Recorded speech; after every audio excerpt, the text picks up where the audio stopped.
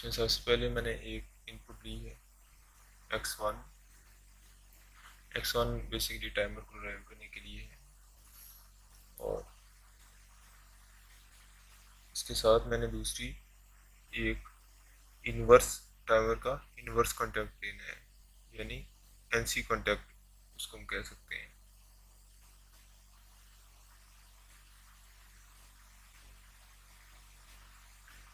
और इसके बाद इसके साथ एक आउटपुट अटैच कर देंगे, फिर एक ब्रांच कॉन्टैक्ट के जरिए मैं टाइमर भी x1 के साथ अटैच कर दूंगा।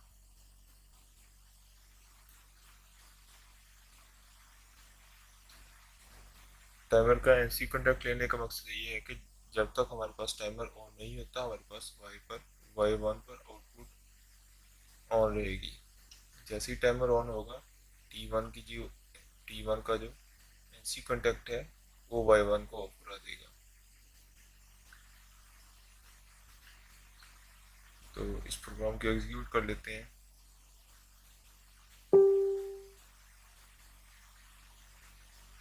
एक चीज़ ध्यान में रखें कि T1 का जो एनसी कॉन्टैक्ट है वो सिर्फ y1 के साथ अटैच होना चाहिए। ब्रांच कॉन्टैक्ट जो है वो पहले मैंने T1 के आगे से लिया था, अब T1 और x1 के दरमियान से लेना है। अब देखें प्रोग्राम को मैंने रन किया है, x1 को ऑन करते हैं तो मेरे पास y1 ऑन हो गया और टाइमर का टाइम स्टार्ट हो गया। जैसे मेरे पास टाइमर का टाइम कंप्लीट हुआ मेरे पास y1 ऑफ हो गया है। तो इस चीज़ को हम कहेंगे कि ये हमारे पास ऑफ डिले टाइमर है, यानी जब तक मेरा टाइमर ऑन नहीं होता मेरी आउटपुट ऑन रहेगी, जैसे ही टाइमर ऑन हुआ आउटपुट ऑफ हो गई।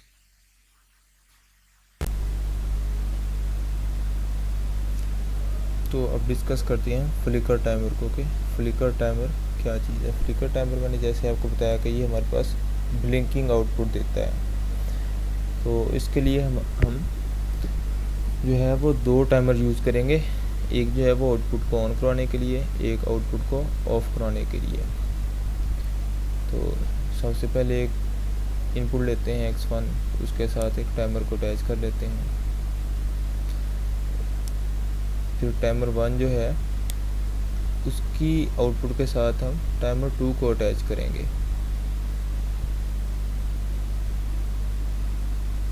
और टाइमर 2 से एक ब्रांच कॉन्टैक्ट लेके उसमें आउटपुट कॉइल लगाएंगे y0। आप कोई भी कॉइल यूज़ कर सकते हैं, y0 y1 2 3 जो आपके पास अवेलेबल हो। और टाइमर 1 के साथ हम टाइमर 2 का इन्वर्स कॉन्टैक्ट लगा देते हैं, ताकि जब तक हमारे पास टाइमर 2 ऑफ हो टाइमर 1 हमारा ऑन रहे। जैसे ही हमारा टाइमर 2 ऑन हो टाइमर 1 हमारा ऑफ हो जाए। तो इस प्रोग्राम को हम रन करेंगे और देखेंगे कि हमारे पास फ्लिकर टाइमर किस तरह काम करता है। अब देखें x1 को ऑन किया, टाइमर 2 का जो इन्वर्स कॉन्टैक्ट था वो ऑन हुआ और T1 पर हमारे पास इनपुट चली गई। T1 जैसे ही ऑन हुआ उसने टाइमर 2 को ऑन करवा दिया। अब टाइमर 2 कंप्लीट होगा तो मेरे पास एनसी कॉन्टैक्ट जो था वो टाइमर 2 का वो ऑफ हो जाएगा। वो ऑफ होगा तो टाइमर मेरे पास 1 जो है वो रीसेट हो जाएगा। और इसी तरह मेरे पास जो आउटपुट है y वो ब्लिंक करती रहेगी। जैसे ही टाइमर 1 ऑन होगा आउटपुट ऑन हो जाएगी। तो यहाँ पर मैंने एक इनपुट ली है x1, उसके साथ मैंने HTML स्टेटमेंट ली है, उसमें टाइमर T1 इनिशियलाइज कराया है। टाइमर की वैल्यू मैंने 200 सेट की है और लेज मैंने M10 से ली है। M10 से मुराद ये है कि मेरे पास M10 11 12 और 13 ये चारों में मेरे पास इन चारों में आउटपुट आएगी। M10 में हमने देखा था ये हमारे पास है ऑफ प्ले टाइमर, M11 है हमारे पास वन शॉट टाइमर, M12 है हमारे पास फ्लिकर और M13 भी हमारे पास फ्लिकर टाइमर है। अगर हम ग्राफ को देखें तो हमारे पास M12 और M10 जब हमारे x1 इनपुट ऑन होगी तो हमारे पास M10 और 12 ये दोनों ऑन होनी चाहिए। तो M10 हमारे पास कब तक ऑफ ऑन रहेगी और M12 हमारे पास कब तक ऑन रहेगी। ये हमने देखा था कि M12 हमारे पास ऑन होने के बाद जब टाइमर का टाइम कंप्लीट हो जाएगा तो M12 हमारे पास ऑफ हो जाएगी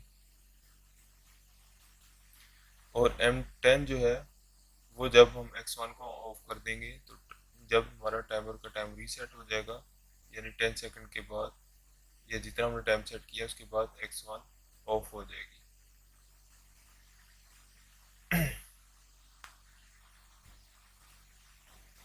और टाइम जब हम X1 ऑफ करेंगे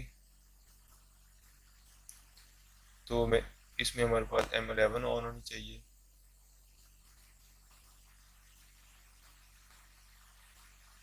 और M3 या हमारे पास Y3 उस वक्त ऑन होगी जब हमारा टाइमर स्टार्ट हुआ। टाइमर स्टार्ट होने के बाद उसका टाइम कंप्लीट हुआ।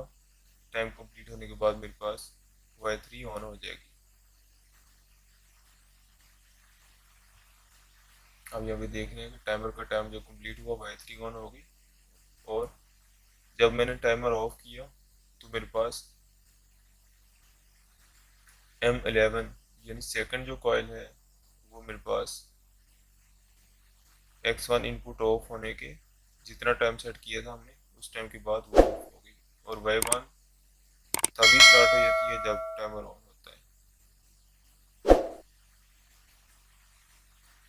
वीडियो अगर अच्छी लगी हो तो सब्सक्राइब लाजमी कीजिएगा और कमेंट भी कीजिएगा। शुक्रिया।